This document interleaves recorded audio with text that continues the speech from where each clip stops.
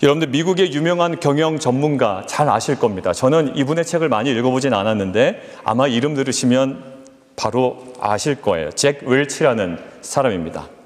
이 사람이 담대함의 가치를 강조하면서 이렇게 문장을 쓴 적이 있습니다.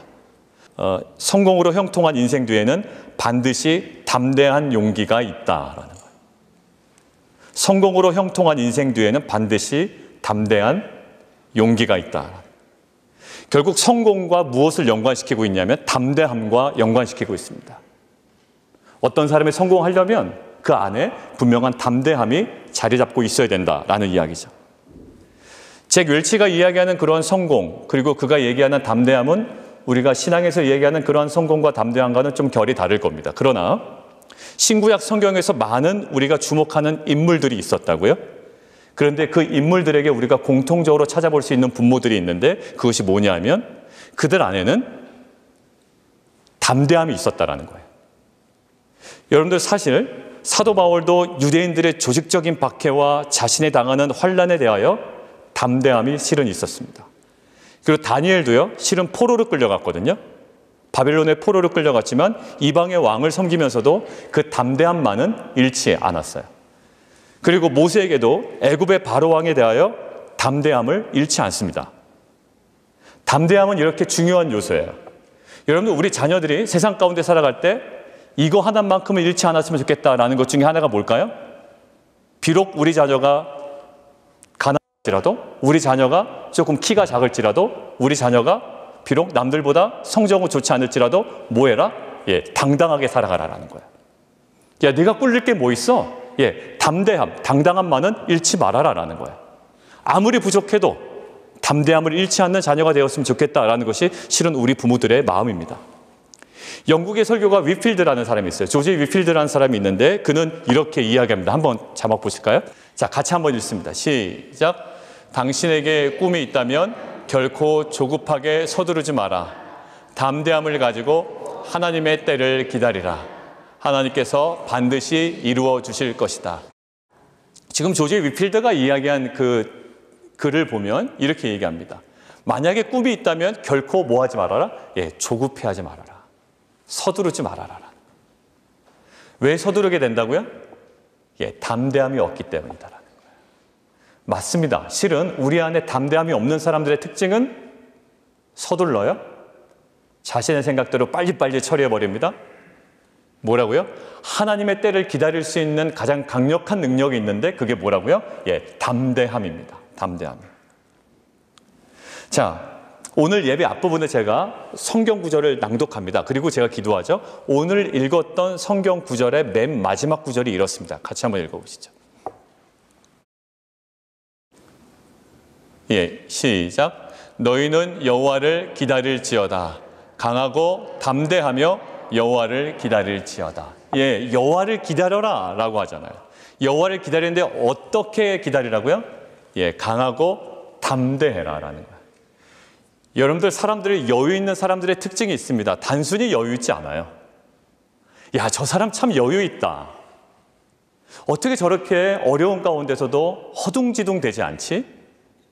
어떻게 하면 저렇게 자기의 주권을, 자기의 어떤 이권이 달려있음에도 불구하고 그것들을 과감하게 포기할 수 있고 이렇게 여유롭게 하나님의 때를 기다리지? 라고 한다면 그 사람에게 뭐가 있을까요? 담대함이 있는 거예요. 자, 사실 우리가 인내할 수 있다는 것도 영적 담대함으로부터 출발한다는 것 우리는 알 수 있습니다. 그러니까 이런 거예요. 사실 진정한 영적인 성공을 위해서라도, 그리고 사명을 감당하기 위해서라도, 그리고 우리가 이야기한 대로 우리가 제대로 인내하기 위해서라도 이 담대함은 매우 중요합니다. 개인이 만약에 이 담대함을 갖췄다고 쳐보세요. 개인이 담대하다면 그 사람은 뭐가 될까요? 진정한 리더가 될 거라고요. 어떤 나라가 담대한 국가가 됐습니다. 이 나라는 어떠한 나라가 될까요? 정말로 진정한 강대국이 될 거예요. 자, 그렇다면 우리가 질문을 던져야 됩니다. 그 담대함이 무엇으로 가능한가? 목소리 크게 내면 담대해 보입니까? 똑 부러지는 소리 하면 담대해 보입니까? 그게 담대함의 전부일까요? 나 담대해 이렇게 얘기하면 담대할까요? 아니요. 오히려 담대함은 실제로 없는 자가 당당함이 있는 척을 하기 위해서 애쓰는 경우가 실은 제일 많습니다. 진정한 담대함이라고는 찾아볼 수가 없고요. 오히려 옛 자아에서 나오는, 그 쓴뿌리에서 나오는, 거기서 발동된 열등감과 자존감을 사수하려는 몸부림일 수가 있어요. 큰 소리 내는 것, 뭔가 보여주는 것, 실은 담대함의 본질은 아니에요. 자, 그렇다면 오늘 우리가 좀 주목해야 돼. 그렇다면 담대함이 뭐지? 라는 거예요. 그런 똑 부러지는 소리도 아니고, 목소리 큰 것도 아니고, 담대함이라는 어떤 강직한 태도도 아니라면 정말로 우리가 내면에 가져야 되는, 회복해야 되는 담대함은 무엇인가라는 거예요. 자, 오늘 두 가지로 오늘 본문을 통해서 한번 이야기를 나눠보도록 하겠습니다. 첫 번째 한번 보실까요? 자, 같이 한번 읽습니다. 시작. 진정한 담대함은 말씀에 대한 깨달음으로 가능합니다. 라는 거예요. 여러분들, 베드로와 요한에 대한 예루살렘 공의회, 그 종교 지도자들의 평가가 어디에 나와 있을까요? 오늘 13절에 나와 있습니다. 13절 같이 한번 눈으로 한번 보시죠. 제가 읽겠습니다. 그들을 본래 학문 없는 범인으로 알았습니다.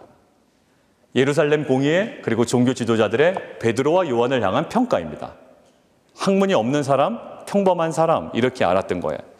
그거를 헬라어에 맞게 조금 우리가 이해하기 편하도록 설명해 드리면 이런 거예요. 당시에 하나님의 말씀에 대하여 권위를 가지고 있고 하나님의 말씀을 자신의 전유물로 삼고 있던 자들이 누구였나요? 예, 종교 지도자들이었어요. 자신만큼 배운 사람은 없다라는 거죠.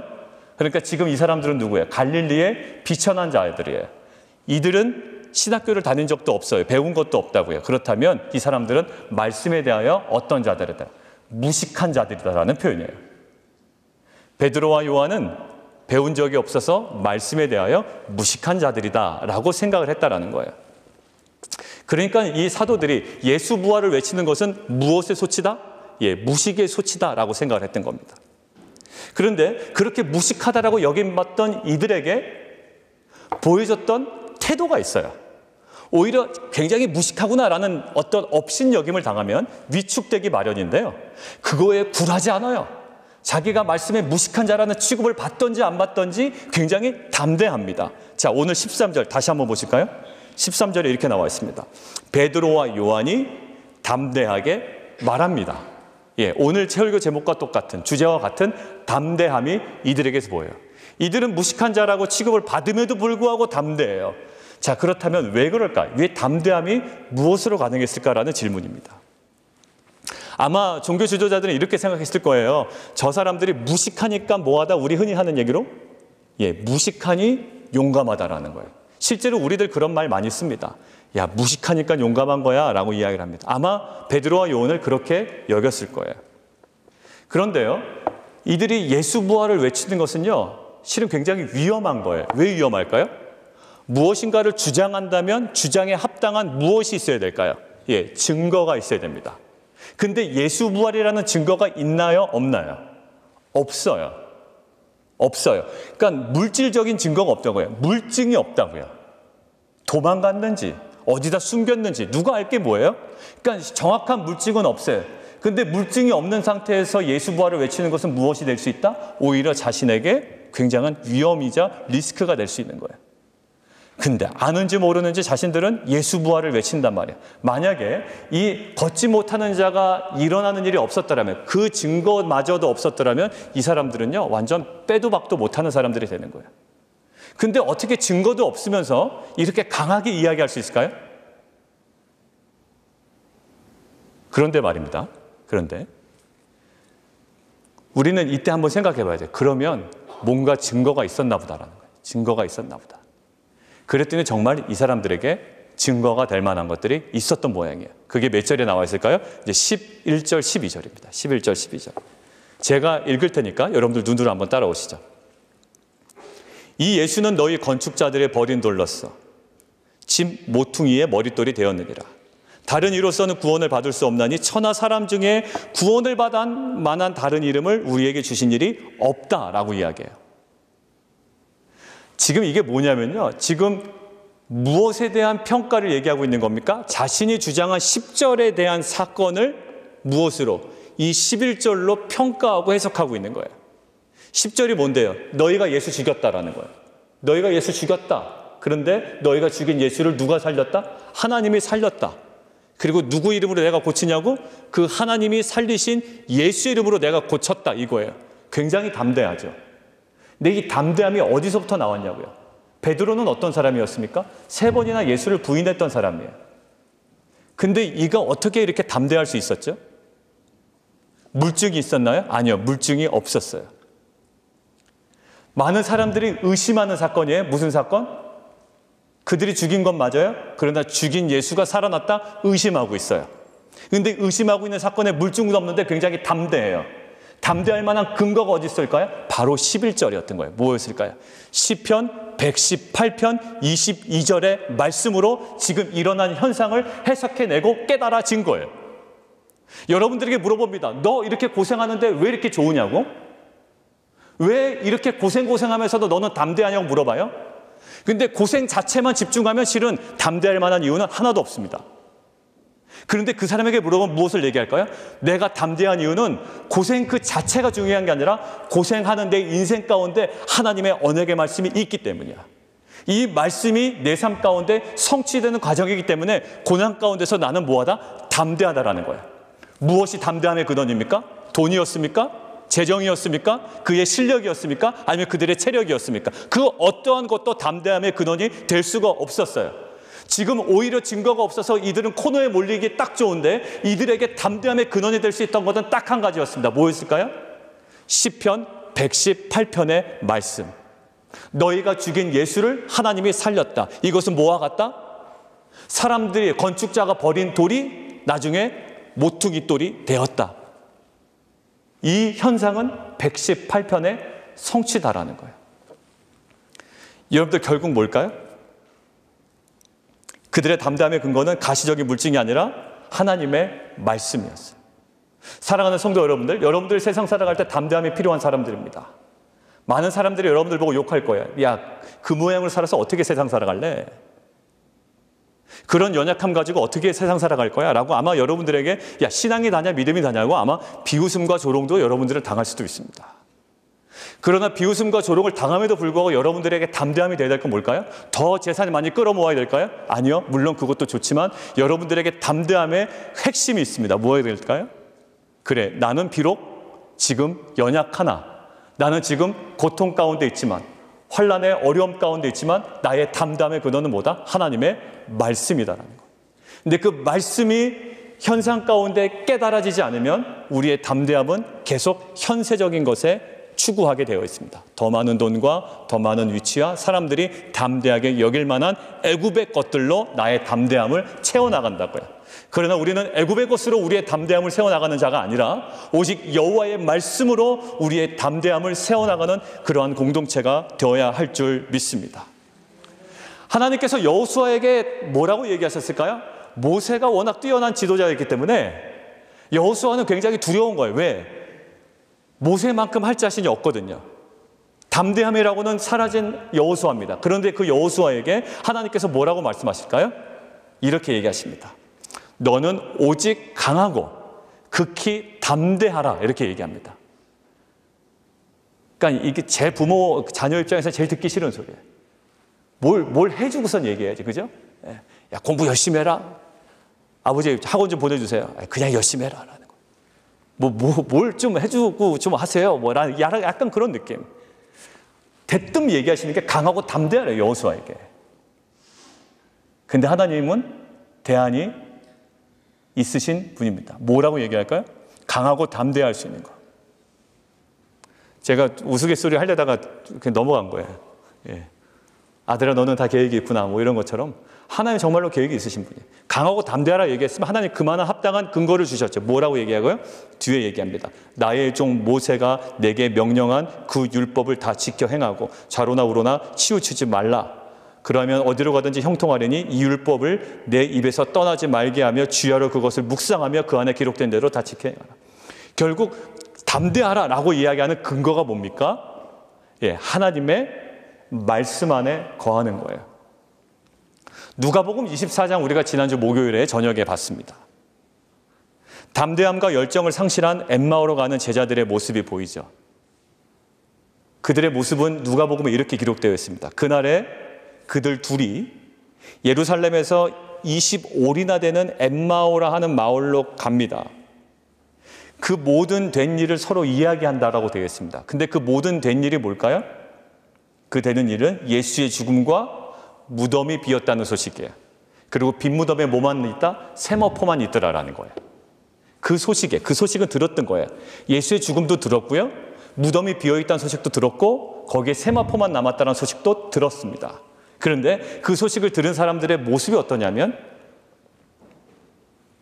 예수께서 이르시되 너희가 길 가면서 서로 주고받는 이야기가 무엇이냐 알면서 물어보셨겠죠. 야, 예수가 죽었대. 근데 무덤이 비어있었대. 근데 세마포만 남았대 라는 거예요. 근데 그 이야기를 주고받는데 여러분들 보통 우리가 부활의 사건에 대해서 우리가 막 감격해하는 사람들이 이 얘기 들으면 어떨까요? 굉장히 기쁘죠. 예, 놀랍습니다. 아, 정말 부활하셨나 보다라고 생각할 거예요. 그런데 이 사람들의 특징이 나와 있어요. 두 사람이 슬픈 빛을 띠고 머물러 서더라라는 거예요. 분명히 예수의 죽음도 들었고요. 그다음에 부활의 비슷한 소식도 들었지만 이들은 슬픈 빛을 띠고 그냥 엠마오로 걸어가요. 죽음과 세마포만 남았다는 소식에 대해 별다른 반응을 보이지 않던 자들, 여전히 무기력하고 담대함은 사라진 자들. 그랬던 이들이 가슴이 뜨거워지고 담대함과 열정으로 다시금 회복돼서 예루살렘으로 돌아갔던 장면이 바로 이어집니다. 그 핵심이 무엇이었을까요? 그 핵심이 열정이 없고 담대함이 없었던 자들이 담대함이 회복돼서 예루살렘으로 돌아갔던 그 변화의 핵심이 이렇게 나와 있습니다. 그리스도가 이런 고난을 받고 자기 영광에 들어가야 할 것이 아니냐 하시고 모세와 모든 선지자의 글로 시작하여 성경에 쓴 바 자기에 관한 것을 자세히 설명해 주셨다는 거예요. 누가요? 이 예수님이 그 제자들에게 그 말씀을 설명해 주셨어요. 그랬더니 그들의 눈이 밝아졌답니다. 그러나서 그 뒷부분에 이렇게 설명되어 있어요. 그들이 서로 말하되 길에서 우리에게 말씀하시고 우리에게 성경을 풀어주실 때에 우리 속에서 마음이 뜨겁지 아니하더냐 하라는 고백이 나와요.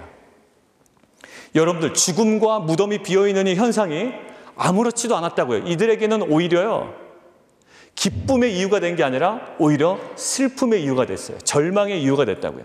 그런데 무엇이? 말씀이 그 현상을 해석해내니까 하나님의 말씀이 그 빈 무덤과 죽음을 해석해내니 이제는 담대함이 회복이 된 겁니다. 여러분들 우리 안에도 빈 무덤이 있어요.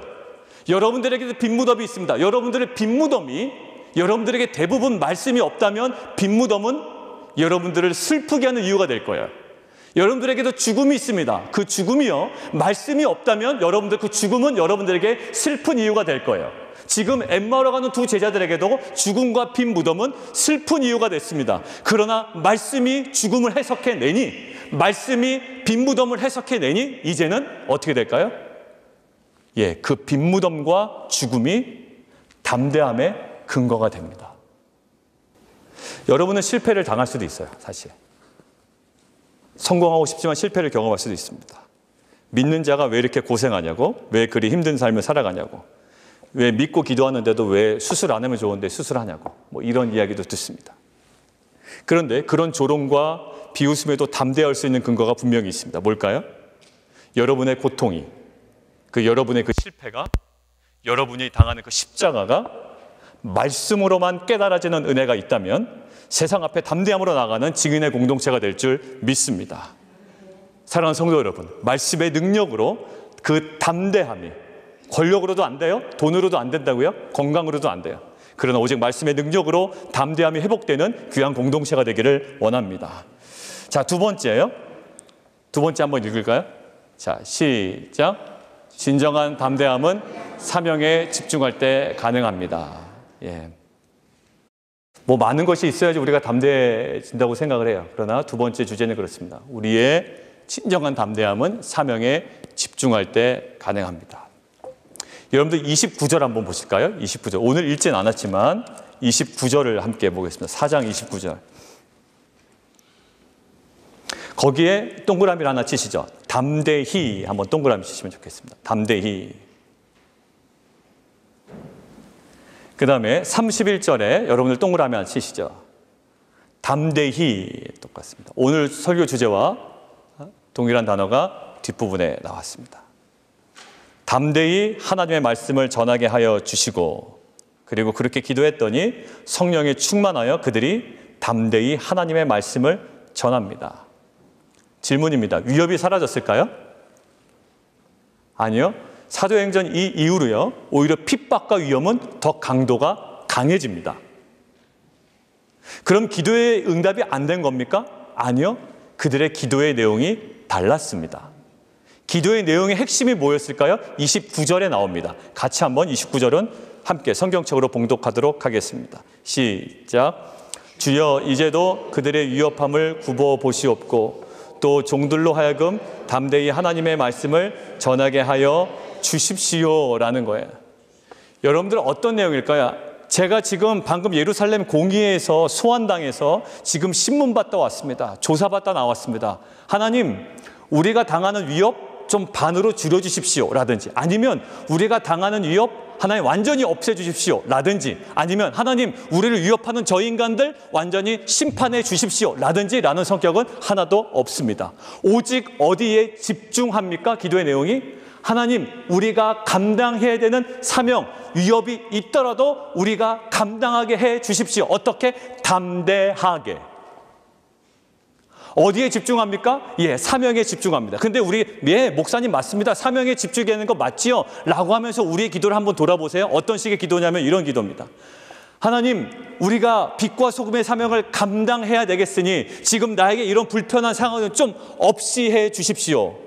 하나님, 내가 이 사명을 감당하려고 노력하오니 하나님 나에게 이런 상황을 조금 더 유연하게, 편안하게, 안락하게 좀 만들어 주십시오. 이러면 내가 사명에 더 집중할 수 있을 것 같습니다 라고 이야기합니다. 이것은 사명에 집중하기보다 실은 우리의 안위에 먼저 집중하는 것이죠. 그것을 뭐라고 하는 것은 아닙니다. 그러나 오늘 최소한 오늘 본문에서 이들이 집중했던 것을 보십시오. 이 베드로는요, 지금 성령 강림 사건 이후에 그들의 사명을 온전히 감당하기 위해 하루하루를 바쁘게 살았다고요. 근데 언제는 하루를 이렇게 지나가다 보니까 성전에 올라가서 기도하는 시간이 됐어요. 기도를 하려고 올라가려고 했는지, 아니면 기도하려고 올라가는 사람들에게 복음을 전하려고 했는지는 모르겠지만 그는 올라가려고 하다가 지금은 걷지도 못해서 40년 동안 앉아있던 자를 발견했습니다. 그래서 성령께서 주목하게 하셔서 그에게 선포합니다. 예수의 이름으로, 나사렛 예수 이름으로 내가 일어나라 라고 했더니 이 사람이 일어납니다. 사람들이 막 몰려들기 시작하는 거예요. 왜냐하면 40년 동안 걷지도 못했다는 거 다 알고 있었거든요. 사람들이 하나님을 찬양하고 난리가 났습니다. 사람들이 모이기 시작했어요. 솔로몬 행각에. 그래서 어떻게 될까요? 그 사람들에게 복음을 전합니다. 그래서 그 사람들이 몇 명이 돌아왔다고요? 오늘 4장 초반부에 5,000명이 예수님을 영접했다라고 얘기합니다. 그리고 그것도 잠시예요. 이제 이 사람이 막 사람들에게 복음을 전하니까 이것을 싫어하고 너무나도 보기 싫어하는 이 종교 지도자들이 소환하는 거예요. 소환합니다. 너 왜 그랬냐? 뭘 막죠? 입을 막아요. 사도행전에 두 가지 큰 구도가 있다고 말씀드렸죠? 하심 때 하나는 전하려고 하는 자와 뭐 하는 자? 전하지 못하게 하는 자예요. 예, 딱 두 구도입니다. 그러니까 이 사람들이 뭐라 얘기할까요? 앉은 자가 일어났으니 할 말은 없고 대신에 이 이야기만 합니다. 야, 입 다물어. 예수 이름으로 전하지도 말고 선포하지도 마. 이 이야기 하는 거예요. 그러나서 한 24시간 묶여있다가 풀려납니다. 너무 긴 하루예요. 하루가 아니에요. 며칠 동안 지금 낫게 하고 사람들에게 전하고 5,000명 영접하는 거 확인하고 또 끌려갔다가 24시간 동안 이렇게 잡혀있다가 또 신문 받고 너무 피곤할 거예요.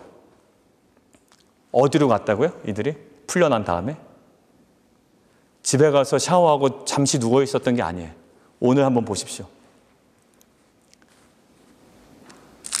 23절이에요. 사도들이 노임에 그 동료에게 가서 제사장들과 장로들의 말을 다 알립니다. 쉬지 않아요. 갑니다. 자, 그러면 우린 이해할 거야. 아유, 수다 떨기 좋아하는 사람인가 보다. 이렇게 생각할 거예요. 왜냐하면 야, 내가 얼마나 고생했는지 알아? 내가 그들에게 끌려가서 얼마나 신문 당했는지 알아? 야, 걔네들이 뭐라고 협박했는지 아니? 이런 얘기하려는 게 아니라 그들이 이야기한 목적이 분명하게 기록이 되어 있습니다. 어떻게 기록이 되어 있을까요? 자, 24절입니다. 그들이 듣고 한 마음으로 하나님께 소리 높여 이르되, 그들이 제자들에게, 동료들에게 달려간 목적, 그리고 동료들에게 모든 일들을 고한 목적은 다름이 아니었습니다. 무엇을 하기 위함이요? 하나님께 기도하기 위함이었습니다. 그런데 그 기도의 내용이 뭐였다고요? 하나님, 우리가 이 사명을 감당해야 되니 저 사람들 좀 심판해 주십시오. 이 위협을 좀 감화해 주십시오라는 내용은 전혀 없고, 그것은 당연히 있는 것처럼 여깁니다. 예, 심판이 있죠. 어려움이 있죠. 예, 고통 당연히 있죠. 오해도 받을 거 맞습니다. 그러나 우리가 이것만큼은 놓치지 않게 해주십시오라고 사명에 집중합니다. 그럴 때는 어떻게 해요? 오히려 그들 안에 성령이 충만하여 빌기를 다하며, 오늘 표현처럼 빌기를 다하며 31절 모인 곳이 진동하더니 무리가 다 성령이 충만하여 신문하던 자들이 꼬꾸라졌더라, 이런 내용이 아니에요. 위험이 사라졌더라, 이런 내용이 아니에요. 뭐예요? 예, 담대히 하나님의 말씀을 전하니라. 이게 사도행전의 핵심입니다. 성령의 충만함과 기적의 역사는요, 사람들에게 보여주기 함이 아니라 목적이 뭐예요? 담대히 말씀을 전하는 증인의 삶을 살아가기 위한 거예요.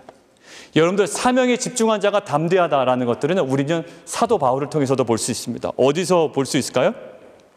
사도행전 우리가 20장을 통해서 볼 수 있습니다. 사도행전 20장 24절은 여러분들 성경책 통해서 한 번만 찾아보시죠. 오늘 한 번만. 사도행전 20장 24절입니다. 사도행전 20장 23절 24절 같이 우리가 또박또박 읽어보도록 하겠습니다. 시작. 오직 성령이 각 성에서 내게 증언하여 결박과 환난이 나를 기다린다 하시나. 예, 거기서 수업이요. 예, 결박과 환난이 기다린다고 하시기 때문에 하나님 결박과 환난을 제거하여 주시옵소서라고 기도한 내용이 사도 바울에게는 보이지 않아요. 오히려 사도 바울은요, 1차 전도여행 마치고 돌아올 때 그 고난받는 성도들을 위로하기 위하여 무슨 얘기했을까요? 야, 너네들 고난받지 않을 거야 라고 이야기한 것이라 무슨 내용을 전했죠? 너희가 천국에 들어가려면 이보다도 더 큰 어려움을 감당해 내야 된다라고 이야기해요. 여러분들, 사람들 유인하려면 그렇게 하면 안 돼요. 야, 예수 믿으면 다 잘 된다? 내가 지금 너무 강하게 전해서 그렇지 이런 고난은 나만 당하는 거야. 너네들은 안 당해도 돼. 아니에요. 돌아오는 길에 비시디 안디옥과 이고니온과 루스드라, 거기에 있는 성도들에게 뭐라고 얘기합니까? 돌 맞아 거의 피투성하게 된 이 바울은 그 모습을 보고 있었을 거라고요. 그 사람들이 이야기합니다. 이거 내가 잘못해서 이런 거야. 아니야, 잘하면 돼. 사람들에게 그냥 복음 잘 전하면 이런 고통은 안 당해라고 애써 변명하지 않아요. 뭐라고 얘기한다고요? 너희가 천국에 들어가려면 이거보다 더 큰 어려움도 감당해 내야 된다라고 이야기합니다. 사도 바울은 당연한 것을 여겼어요. 그리고 오늘 보세요. 환난과 결박이 나를 기다린다고 하지만 이것을 없애주십시오라는 게 아니라 24절 같이 한번 읽습니다. 시작. 내가 달려갈 길과 주 예수께 받은 사명 곧 하나님의 은혜의 복음을 증언하는 일을 마치려 하면은 나의 생명조차 조금도 귀한 것으로 여기지 아니하노라. 예, 아멘. 어떻게 한다고요? 예, 활박과 결박이 나를 기다린다고 하지만 당연한 거야 라는 거예요. 괜찮아 라는 거야. 근데 나는 어디에 집중하겠다? 주 예수께 받은 사명에 집중하겠다. 그 사명이 뭐라고요? 은혜의 복음을 전하는 증언하는 일을 마치려 하면은 나의 뭐를 두려워하지 않는다? 생명조차 조금도 귀한 것으로 여기지 않을 수 있는 뭐가 임했습니까? 이에게 담대함이 임했습니다. 사도 바울에게 무엇이 담대함을 주었을까요? 공부 잘한 거요? 똑부러지게 얘기한 거? 사람들을 압제할 수 있는 그 목소리의 카리스마? 아니면 목소리 큰 거? 아니에요. 그가 온전히 담대할 수 있었던 것은요, 사명에 집중했기 때문이에요. 여러분들, 우리 자녀들이요, 온전히 그가 하나님께서 부르신 인생의 사명에 집중된 자녀가 되기를 원해요. 그래서 애들이 이야기합니다. 야, 너는 그 직업 가져서 벌어먹을 수 있냐? 야, 너 그 직업 선택해서 세상 가운데 떵떵거리고 살아갈 수 있냐라고 할 때 우리 자녀들은 어떠한 담대함으로 나가야 될까요? 아니, 맞아. 나는 하나님께서 주신 이 사명 때문에 나는 어려움 맞지? 맞아. 내 직업이 돈 많이 못 버는 거 맞아. 너 어떻게 하냐? 맞아. 그러나 내게 주신 사명 때문에 나는 괜찮아 라는 이 담대함이 사명으로 인하여 우리 자녀들과 우리 모든 성도들의 삶 가운데 온전히 회복되어가는 역사가 있기를 원합니다. 돈 많이 주면 갈 거잖아요. 그죠? 돈 많이 주면 가실 거예요? 아, 목사님 왜 그걸 그렇게 왜 삐딱하게 보세요? 여러분들 그런 눈치신데 지금? 여러분 돌려서 한번 얘기해 볼게요. 돌려서. 그러면 여러분들 제가 왜 삐딱하게 얘기하는 건 아니지만 왜 그렇게 돌려서 한번 얘기해 보자고. 여러분들 옆에 교회에서 저보고 빛과 소금 교회에서 주는 샐러리에 2배를 준다고 합니다. 2배를. 없었어요. 그런 게 없었어요. 누가 그러겠냐고. 2배를 준다고 해요. 그럼 제가 2배 받고선 성교비도 보내고 더 잘할 수 있겠다. 라고 해서 제가 만약에 간다라고 생각해 보세요. 여러분들 저를 삐딱하게 보실 거예요? 아니면 아유 목사님이 잘 가셨네 이러실 거예요? 진심을 얘기하세요. 빨리 진심을. 그거예요. 제가 그러니까 더 많은 직장으로 가는 게 나쁘다는 게 아니라요. 우리는 먼저 우선순위를 얘기하는 거예요. 우선순위. 그러니까 더 많은 셀러리를 받는 것을 속물이라고 제가 얘기하는 게 아니고요. 우선순위가 어디에 있어야? 사명에 있어야 담대해진다고요. 야, 더 많이 주는데 왜 안 가? 네, 그런 게 있어. 내게 주신 사명이 있어. 빛과 소금이라는 사명이 있어. 이 공동체와 내가 이룰 사명이 있어. 물론 큰 교회 가면 뭐 더 잘할 수 있는 여지는 많겠지. 아니야. 근데 사명이 있어. 여러분들 그러한 자들이 되기를 원해요. 여러분들 아무리 핍박해도 야 너는 왜 이렇게 못났냐, 작냐, 없냐 뭐 여러 가지 이유로 여러분들은 당할 겁니다. 그러나 여러분들에게 주는 담대함은 어디서 나올까요? 예, 주신 사명이에요. 사명. 결론입니다. 다윗이요, 골리앗을 향하여 굉장히 담대합니다. 왜 담대할까요? 키도 컸던 것도 아니에요. 8번째 아들이거든요. 20세 이상만 군대 가는데 몇째까지 군대 갔을까요? 3번째 형까지 군대 갔습니다. 그러니까 3번째 형이 20세 이상이고 4번째 형부터는 20세 미만이라는 거예요. 그럼 다윗의 나이가 8번째니 아무리 다닥다닥 붙여도 얼마인지는 우리가 유추해 볼 수 있어요. 중딩, 많게는 고딩이에요. 중딩이 맞아, 중딩. 중딩인 다윗이, 키 작은 다윗이, 군사훈련도 받았지 않던 다윗이 어떻게 무모한 담대함이 나왔을까요? 성경은 무엇이라고 얘기합니까? 하나님과의 친밀함이라고 얘기해요. 여러분들 왜 우리 안에 자꾸 비겁해지고 담대함이 아니라 세상 앞에 그냥 당당해지려고 그냥 애쓰는 왜 열등감이 자꾸 나올까요? 하나님과의 그 친밀함이 결여되면 담대함이 결여되거나 왜곡된 당당함을 담대함이라고 자꾸 주장하는 거예요. 다윗은요, 사울도 피했던 골리앗을 향하여 담대합니다. 그리고 시편은 다윗의 시편이라고 얘기하는데 시편의 1편이 이렇게 얘기해요. 악인의 길을 쫓지 말라. 죄인의 길에 서지 말라. 오만한 자에 앉지 말라. 왜냐하면 그 자들을 따라가면 오히려 담대함이 생길 수도 있어요. 왜? 그 사람들의 네트워크 있고요. 그 사람들의 방식이 있고요. 세상 앞에 뭔가 강한 자처럼 보일 수 있는 정말 그 당당함, 왜곡된 당당함이 보일 수가 있거든요. 그런데 뭐라고 얘기할까요? 하지 말래요. 오직 여호와의 말씀을 주야로 묵상하며 즐거워하며 가까이 가라는 거예요.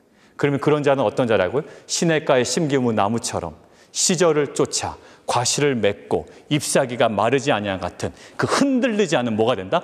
담대함이 그들에게 있다. 근데 말씀 안에 거하지 못하면 어떻게 된다?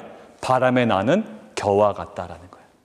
이거 있으면 사람들이 좀 당당하게 보아줄까 싶어 이거 쫓아가고, 이거 가지면 또 사람들이 좀 나 좀 쳐줄까 싶어서 이거 쫓아가는데, 그러면 결국 뭐다? 바람에 나는 겨와 같은 인생이다.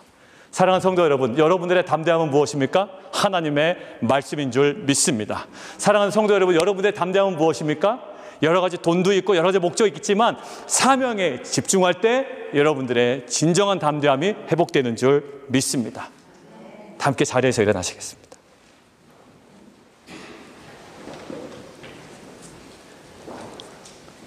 우리의 담대함의 핵심이 뭐냐면 말씀이, 하나님과 친밀함, 예수 그리스도, 그 주님 앞에 우리의 인생을 드리고요, 우리의 주님을 온전히 높이며 주님과 가까워지고 주님과의 사귐으로 세상 앞에 담대함을 이루어가는 귀한 공동체 되기를 원합니다. 우리 함께 찬양하며 나가도록 하겠습니다.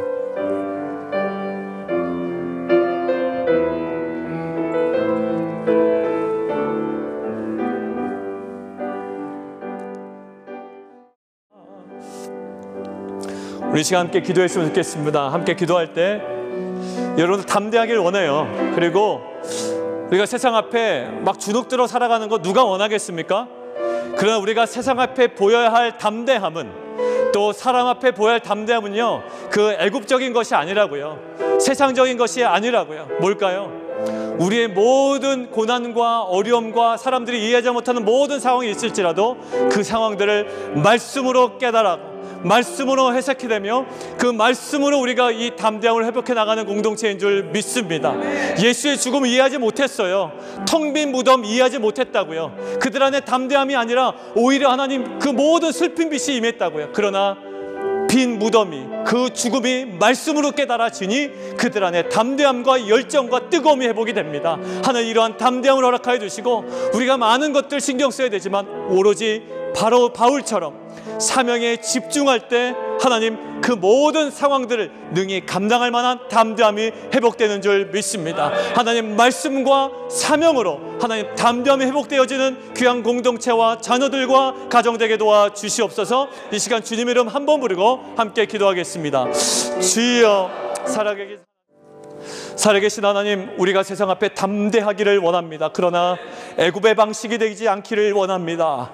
가지고 있는 소유와 재산과 학식과 사회적 위치로 우리의 담대함을 증명해내는 것이 아니라 하나님, 우리는 여전히 고난 가운데 있고 어려움 가운데 있고 위협을 받으나 하나님, 우리 가운데 있는 말씀의 능력으로 그 모든 것들을 해석해내고 깨달아지는 말씀의 은혜로 말미암아 우리가 담대할 수 있는 귀한 공동체에게 도와주시옵소서.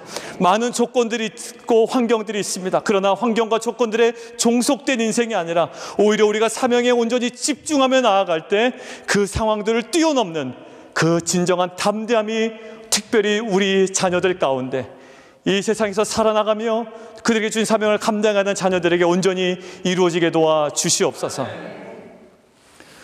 지금은 생명다의 십자가의 사랑으로 피 흘려주시고 부활하신 예수 그리스도의 은혜와 하나님 아버지의 우리를 향한 변함없는 사랑하심과 성령님의 교통하심이 예수 그리스도의 죽음과 부활로 인한 그 말씀의 성취로 인한 담대함으로, 그리고 사명에 집중함으로 인한 그 담대함으로 거룩한 증인의 삶을 살아가기를 원하는 빛과 소금교회 성도님들과 특별히 귀한 자녀들 위해 지금부터 영원토록 함께 계시기를 간절히 축원하옵나이다. 아멘.